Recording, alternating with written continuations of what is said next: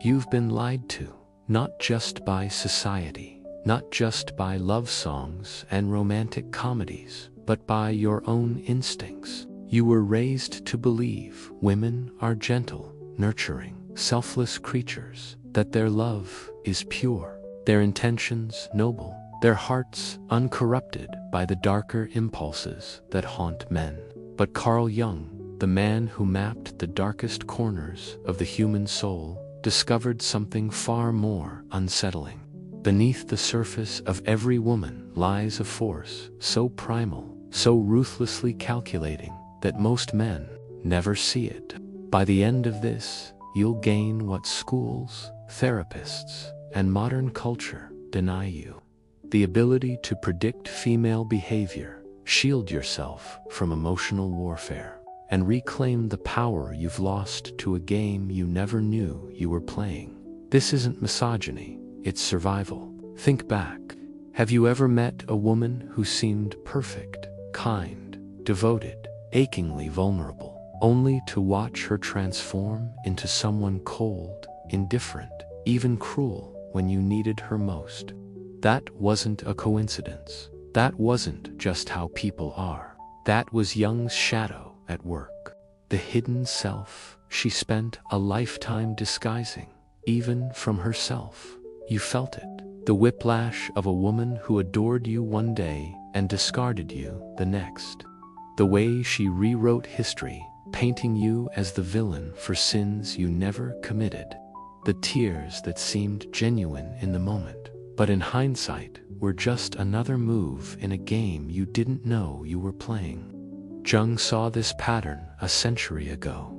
In his private notes, he wrote, "The feminine persona is a masterpiece of deception. Not because women are liars, but because nature demands it. Here's the first brutal truth. Women don't choose to deceive. They're designed to. While men evolve to conquer, to build, to fight, women evolve to survive. And survival for them has always depended on their ability to navigate male psychology. That's why a woman's love is never unconditional. It's a transaction, a negotiation, a biological contract where your utility determines your worth." Jung called this theme a trap, the male tendency to project his own longing onto a woman, mistaking her performance of vulnerability for depth. And that's where the horror sets in, because the woman you loved wasn't real. She was a mirror, reflecting back whatever version of herself would keep you invested. When you were strong, she was devoted. When you showed weakness, she recoiled. When you failed to meet her unconscious demands, she punished you, not with anger, but with withdrawal, with indifference, with the silent treatment that left you begging for scraps of the affection she once lavished on you. But this is just the surface. What comes next is even darker. Because Jung didn't just expose the illusion, he uncovered the purpose behind it. And when you understand why women do this, you'll never look at love the same way again. Let me ask you a question that will cut deeper than you expect. Have you ever truly been loved for who you are? Or have you only been valued for what you provide? Your stability, your resources, your ability to shield her from life's harshest truths. Jung's private writings reveal a chilling pattern. Women do not love, they negotiate. Think back, the moment you lost your job. Did she stay, or did her respect for you fade? When you showed emotional vulnerability, did she cherish it, or did she subtly pull away? This isn't cruelty, it's instinct. For thousands of years, women who prioritize survival over sentiment outlive those who didn't. And that Darwinian truth still governs female attraction today. You felt this contract in every relationship, even if you couldn't name it. The way her eyes lit up when you succeeded and dimmed when you failed. The way her love seemed tied to your utility. Jung called this the maternal bargain. a woman's unconscious ability to assess a man's genetic and social value, then adjust her loyalty accordingly. Here's the brutal part. She doesn't even know she's doing it.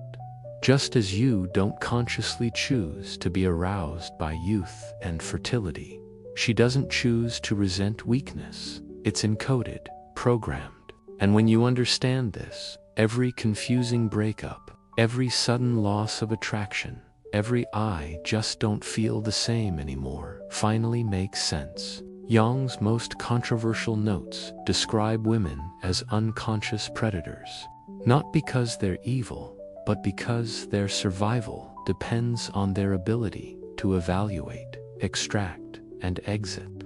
Modern culture calls this toxic, but nature calls it necessary. She falls for your potential, then punishes you for not fulfilling it. She craves your strength, then tests it by creating chaos. She demands vulnerability, then loses attraction the moment you show it. This isn't hypocrisy. It's hypergamy, the drive to secure the best possible mate, even at the cost of emotional whiplash. But here's what no one tells you. Women hate this truth more than you do, because the next layer, the one buried deepest in Jung's secret research, exposes the one thing a woman fears more than being alone: being seen. There's a moment in every man's life when the illusion shatters. You see, the script she's been following, the one she didn't even know was in her hands. Carl Jung called this the shadow war, the invisible battle between who a woman pretends to be and what she actually is. And here's the terrifying part. She's losing the fight, too. Think of the most manipulative woman you've ever known. Was she twirling a mustache, cackling as she plotted your downfall? Of course not. The most dangerous women believe their own lies. When she says, "I just want honesty," while punishing you for it.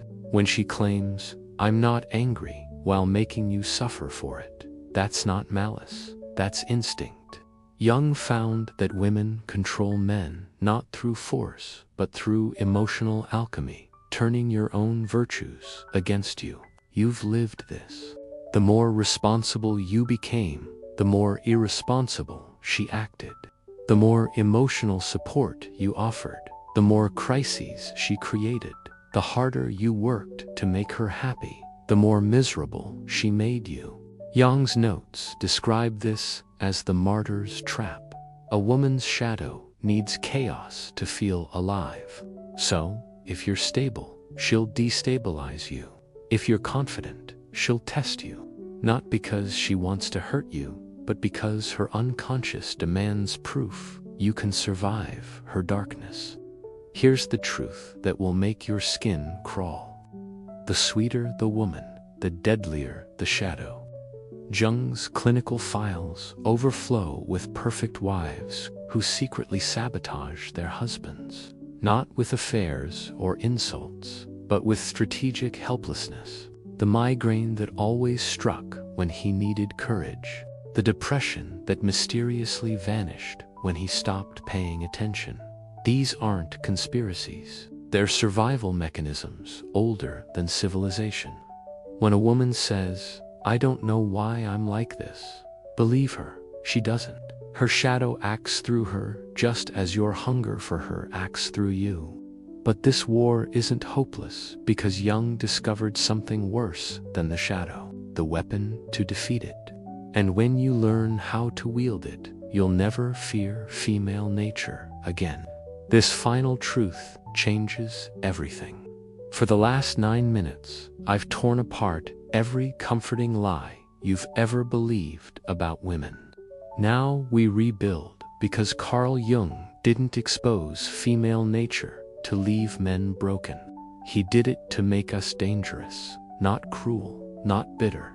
Dangerous in the way a lion is dangerous to wolves. Dangerous in the way truth is dangerous to lies.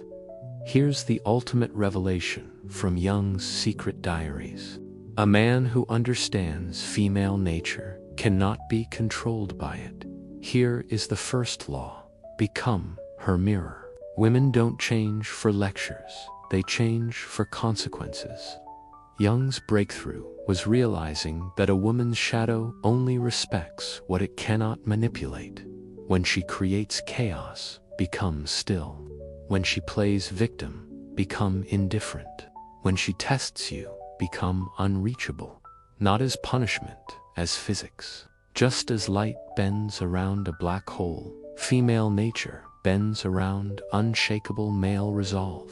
Here is the second law: outsource nothing. Your grandfathers knew this truth instinctively. Never let a woman be your therapist, your purpose, or your moral compass. Jung proved why. The moment you outsource your emotional oxygen to a woman, she must suffocate you to survive.